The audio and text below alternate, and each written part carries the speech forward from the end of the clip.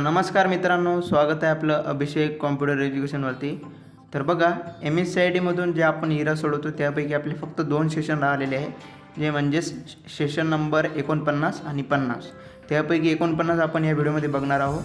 तर बघा, जी typing practice आहे ती तुम्ही सॉल्व करून घ्या. आता आपण सेल्फ पाथ लर्निंग बघून घेऊ. तर बघा, यामध्ये 3 नॉलेज चेक दिलेले आहे, म्हणजे खूप महत्त्वाचे हे सेशन आहे आपल्यासाठी 2. तर पूर्ण काळजीपूर्वक सॉल्व करा, कारण तुमचे मार्क्ससुद्धा यामध्ये कटू शकतात. तर बघा, 5 स्टेप दिलेले आहे त्यांनी. त्यापैकी पहिला प्रश्न आहे आपला बघा, MS आउटलुक ओपन करण्यासाठी डॅश डॅशवर क्लिक करतात. तर ते म्हणजेच स्टार्ट बटनवरती क्लिक करावे लागेल. तर क्लिक करूया, सबमिट. आता नेक्स्टवर क्लिक करा. समोरचा प्रश्न बघा, तुमचे आउटलुक 2019 साइनअप किंवा कॉन्फिगर करण्याकरिता पुढीलपैकी कशाचा वापर कराल? तर ते म्हणजेच आपल्याला यामध्ये जीमेलचा यूज करावी लागेल. समोरचा प्रश्न बघूया, तिसरा आपला.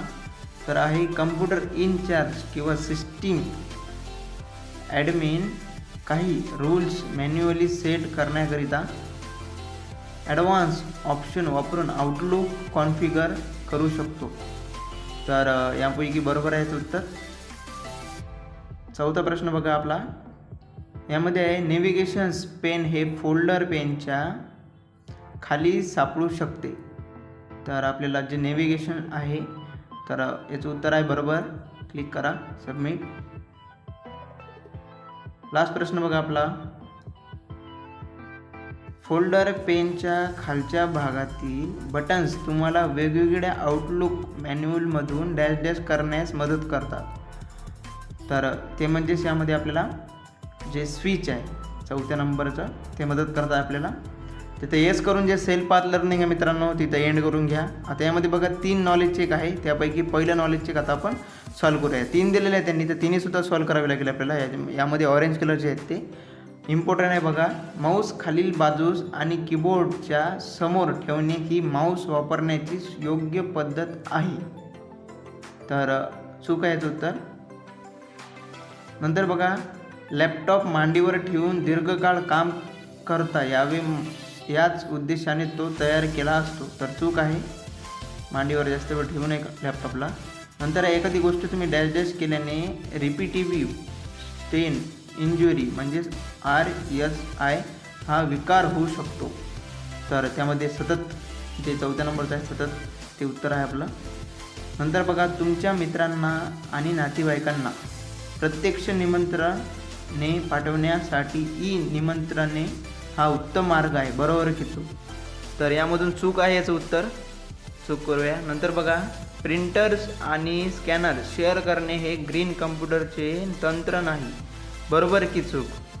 तर यामधून बघा चूक आहे, त्याचंसुद्धा उत्तर. नंतर आहे, आज तुम्हाला कोणत्या ईमेल टूलची ओळख झाली? तर त्यामधून बघा, यामध्ये आपण आउटलुक 2019, यामधून आउटलुक 365, तर हे दोन्हीसुद्धा यूज होते. सेव्ह करूया. नंतर बघा, वेब ब्राउझरमध्ये खालीलपैकी कोणते आउटलुक व्हर्जन वापरले जाऊ शकते? तर त्यापैकी आउटलुक 365 हे यूज करतो आपण. सबमिट करूया. समोरचा प्रश्न बघा, आउटलुक म्हणजे नक्की काय? तर ते म्हणजे एक ईमेलिंग टूल आहे, ते पहिल्या नंबरचं उत्तर आहे. नंतर बघा, पुढीलपैकी कोणते पर्याय आउटलुकसाठी नव्याने लागू केलेली थीम प्रदर्शित करतात ते ओळखा. तर बघूया. बघा, यामधून 3rd नंबरचं आणि 4th नंबरचं हे दोन्हीचे उत्तर आहे. ठीक आहे, इमेज तुम्ही बघू शकता. सेव्ह करूया. नंतर आहे बघा, आउटलुक 2019चे कोणते फीचर तुम्ही कोणत्या ईमेलला प्राधान्य देता ते शिकते. ईमेल वापरण्याच्या तुमच्या पूर्वीच्या सवयी लक्षात घेते आणि तुमच्यासाठी इनबॉक्स डिक्लटर करते. तर बघा, यामधून जे क्लटर फीचर आहे ते आपला ॲन्सर आहे 1st नंबरचा. तर यावरती क्लिक करूया आणि सबमिट करून घेऊ त्याला. तर बघा, अशा प्रकारे आपलं जे नॉलेज चेक आहे पहिल्या नंबरचं ते इथं संपलेलं आहे मित्रांनो. त्यानंतर आणखी दुसरं आणि तिसरंसुद्धा आपल्याला नॉलेज चेक त्यांनी दिलेलं आहे, म्हणजे 3 नॉलेज चेक आहे. तर यामधून आता दुसरं नॉलेज चेक बघा. आता यामध्ये सुद्धा आपले मार्क्स कटू शकतात मित्रांनो, तर लक्षपूर्वक बघा. ठीक आहे ना? बघा, PIMचा फुल फॉर्म काय आहे? तर आता दुसऱ्या नॉलेज चेकचा पहिला प्रश्न होता मित्रांनो. तर बघा, PIM म्हणजेच पर्सनल इन्फॉर्मेशन मॅनेजर. ठीक आहे ना? इन्फॉर्मेशन मॅनेजर हे आपला आन्सर आहे दुसऱ्या नंबरचं. नंतर बघा आउटलुक वापरायला सुरुवात करण्यापूर्वी तुम्हाला सर्वप्रथम काय करावे लागते, तर ते बघा आपल्याला सर्वप्रथम इथं आउटलुक कॉन्फिगर करणे हे असं करावे लागेल आपल्याला. नंतर आहे जर तुम्हाला आउटलुक मोबाईल ॲप वापरायचे असेल तर तुम्हाला setup Outlook mobile on my phone to पर्याय डायजेस्ट करणे आवश्यक आहे, म्हणजेच ते इनेबल करावे लागेल आपल्याला. ठीक आहे, इथं इनेबलवर क्लिक करूया, सबमिट. नंतर बघा जर तुम्ही जीमेल अकाउंट वापरून तुमचे आउटलुक खाते सेटअप करत असाल तर तुम्हाला सर्वप्रथम डायजेस्ट करणे आवश्यक आहे, तर ते म्हणजे सर्व मेलसाठी POP इनेबल करणे. तर 4थ्या नंबरचं उत्तर आहे बघा. नंतर आहे जेव्हा तुम्ही तुमचे आउटलुक खाते पहिल्यांदा सेटअप कराल तेव्हा पुढीलपैकी कोणते आउटलुक इंटरफेस तुम्हाला सर्वप्रथम दिसेल. तर बघा इथं ही पहिल्या नंबरची इमेज. तर आउटलुक ओपन केल्यानंतर आपल्याला अशी इमेज दिसते. ठीक आहे, सर्वप्रथम जेव्हा आपण ओपन करतो आउटलुक तेव्हा.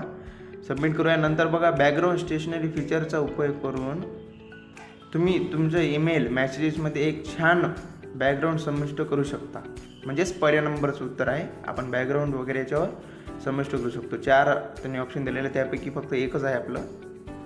तर सेव्ह करूया. नंतर बघा पुढीलपैकी कोणत्या ईमेल सिग्नेचर दर्शवतात ते ओळखा. तर बघा यामध्ये जे दुसरी इमेज आहे ते ओपन करून बघूया. तर यामध्ये सुद्धा आहे आपली सिग्नेचर. 3rd नंबरची इमेज बघा, यामध्ये सुद्धा इथं त्यांनी ईमेल सिग्नेचर दिलेली आहे. तर दोन्हीसुद्धा आपले उत्तर आहे. सेव्ह करूया. नंतर बघा आपल्या ईमेल सिग्नेचरमध्ये समाविष्ट करता येतील अशा एलिमेंट्स ओळखा. तर त्यामधून एलिमेंट्स आपल्याला बघा ते म्हणजेच आपल्याला टेक्स्ट करता येईल, नंतर पिक्चर्स आपण त्यामध्ये नंतर हे 2च करू शकतो. सेव्ह करूया. नंतर बघा तुमच्या ईमेल मेसेजमध्ये आधीच डिझाईन केलेले सिग्नेचर इन्सर्ट करण्यासाठी पुढीलपैकी कोणत्या पर्यायाचा तुम्ही फॉलो केला पाहिजे. तर ते म्हणजे इथं सिग्नेचर माय सिग्नेचर क्लिक करा. तर इथं 4थ्या नंबरचं उत्तर आहे आपलं. सबमिट करूया. नंतर बघा तुम्ही तुमची ईमेल सिग्नेचर सेटअप करत असताना त्यात एक पिक्चर कसे इन्सर्ट करा. तर ते म्हणजे पिक्चर आयकॉनवर क्लिक करा. तर पहिल्या नंबरचं उत्तर आहे. ते SIM करून बघा आपल्या 2ऱ्या नंबरचं नॉलेज चेक सुद्धा संपलेलं आहे.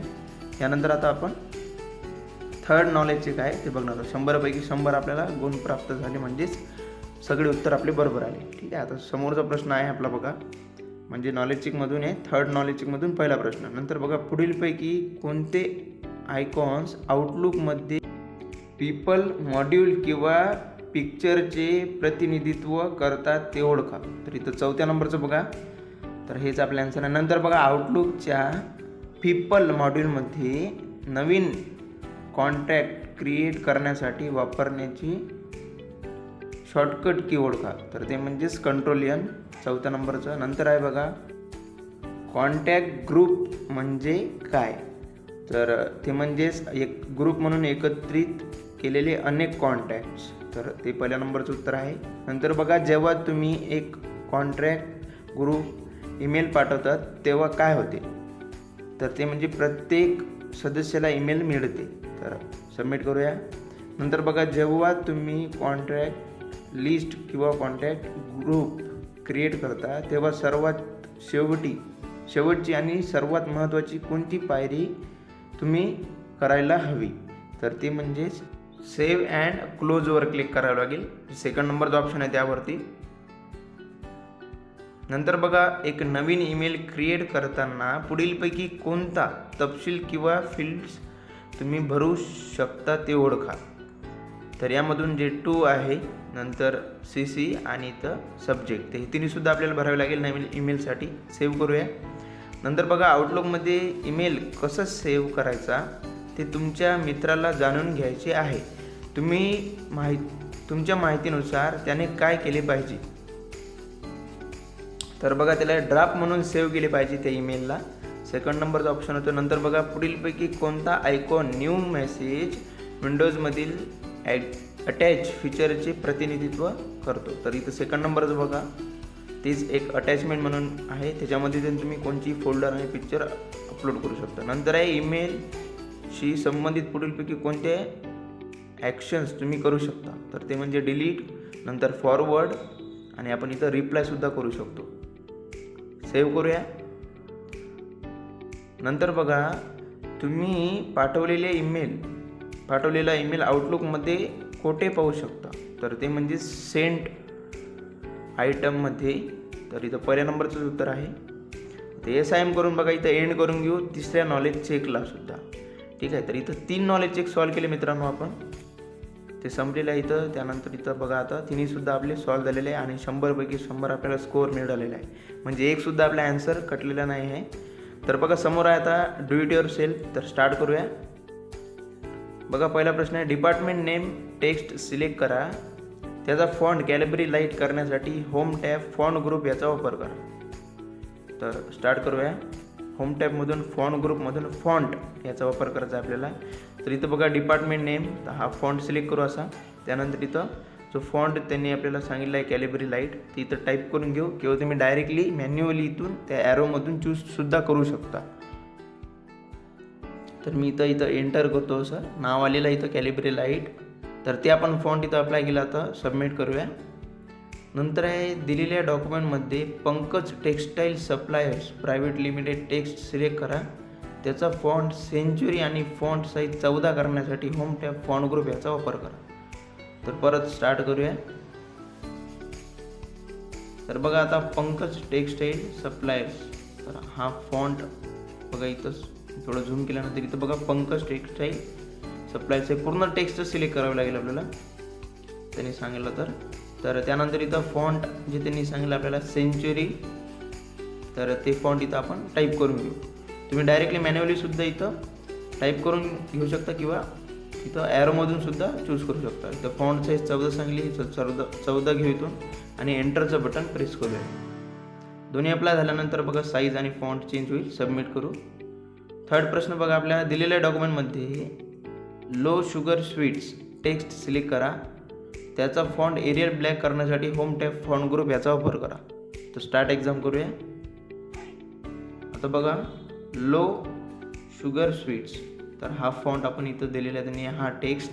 तर टेक्स्ट सिलेक्ट करू आणि परत आता याचा फॉन्ट चेंज करायचा आहे. तर इथं पूर्ण सिलेक्ट करून घेऊ त्या नावाला.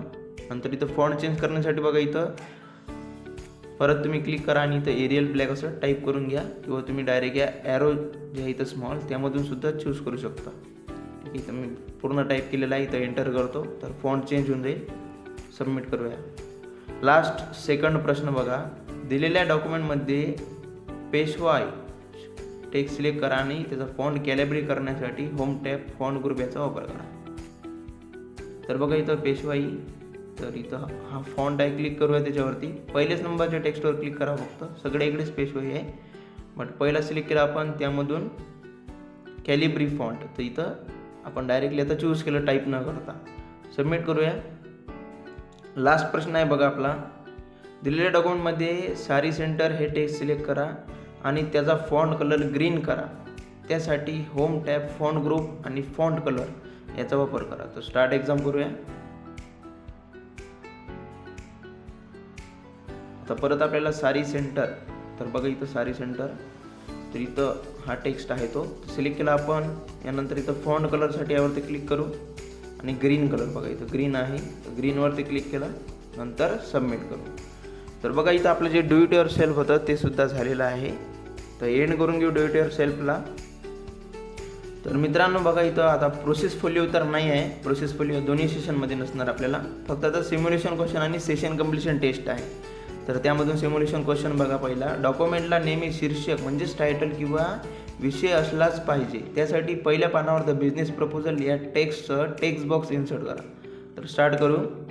इन्सर्ट टॅबमध्ये जा बघा टेक्स्ट बॉक्ससाठी आणि त्यानंतर यामध्ये टेक्स्ट बॉक्स आहे इथं बघा टेक्स्ट ग्रुपमध्ये, इथं टेक्स्ट बॉक्स त्यावरती क्लिक करूया. त्यानंतर इथं सिम्पल टेक्स्ट बॉक्स तुम्ही घेतला तरी चालेल. तर यावरती क्लिक करू आणि जे बी इथं फॉन्ट आलेला आहे किंवा टेक्स्ट आलेला आहे ते क्लिक करून तिथं बिझनेस प्रपोजल असं टेक्स्ट आपण टाकूया. नंतर बघा ऑटोमॅटिकली आन्सर सबमिट होईल. समोरचा प्रश्न बघा, तुम्ही वर्कशीटचे पूर्वी असलेले फॉर्मॅटिंग क्लिअर करू शकता. आता सेल सिलेक्ट केलेल्या C7 ते F18 या सेल रेंजमधील डेटाची फॉर्मॅटिंग क्लिअर करा. तर बघा इथं सिलेक्ट केलेलं आहे ऑलरेडी. इथं क्लिअरमध्ये जाऊ आपण. इथं क्लिअर फॉर्मॅट बघा 2 नंबरचं, त्यावरती क्लिक करू. ऑटोमॅटिकली इथं सबमिट होऊन जाईल. पहिलेच मी सिलेक्ट केलेलं होतं, तर आपल्याला काहीच करायची गरज नव्हती मित्रांनो. तर दोन्हीसुद्धा इथं प्रश्न सॉल्व झालेले आहे. इथं एंड करून घेऊ सिम्युलेशन क्वेश्चन्सला आणि त्यानंतर फक्त आपलं सेशन कम्प्लिशन टेस्ट राहिलेली आहे, तर त्यावरती क्लिक करूया. तर स्टार्ट एक्झाम. पहिला प्रश्न बघा, ऑपरेटिंग सिस्टीमला अनेकदा सॉफ्टवेअर एन्व्हायरमेंट किंवा सॉफ्टवेअर असे संबोधले जाते, तर ते म्हणजेच प्लॅटफॉर्म. नंतर आहे एम्बेडेड ऑपरेटिंग सिस्टीमला डॅश डॅश या नावाने देखील ओळखले जातात, तर ते म्हणजेच रिअल टाईम ऑपरेटिंग सिस्टीम. ते 3rd नंबरचा ऑप्शन आहे बघा, त्यावरती क्लिक करू. सबमिट. आता समोरचा प्रश्न बघूया. नेटवर्क ऑपरेटिंग सिस्टीममध्ये हा कम्प्युटर सर्व कम्प्युटर्समधील सर्व कम्युनिकेशनचा समन्वय साधतो, तर ते म्हणजे सर्व्हर/नेटवर्क सर्व्हर. तर 2ऱ्या नंबरचा ऑप्शन आहे मित्रांनो. नंतर लास्ट प्रश्न आहे बघा, अनेक ॲप्लिकेशन प्रोग्राम्समध्ये हे वैशिष्ट्य माहिती उपलब्ध करून देण्यासाठी किंवा कम्प्युटरला पुरवलेल्या माहितीच्या विनंतीसाठी रिक्वेस्ट इनपुट वापरले जातात. तर यामधून जे डायलॉग बॉक्सेस आहे 3rd नंबरचं, तर तेच आपलं आन्सर आहे. क्लिक करूया आणि सबमिट. तर बघा अशाच प्रकारे जे आहे ते आपण इथं 49 सेशन होतं आपलं इरा सेशनचं, म्हणजे लास्ट सेकंड आहे हा इरा सेशन, तर ते आपण बघितलेलं आहे. भेटूया आता समोरच्या व्हिडिओजमध्ये. खूप इम्पॉर्टंट सेशन होते हे दोन्हीसुद्धा, त्यामधून आपण एक सेशन बघितलेलं आहे. यानंतर आणखी एक सेशन आहे, तर ते पुढच्या व्हिडिओजमध्ये बघू. तर भेटूया समोरच्या व्हिडिओजमध्ये. तोपर्यंत take care and have a nice day. Till then bye.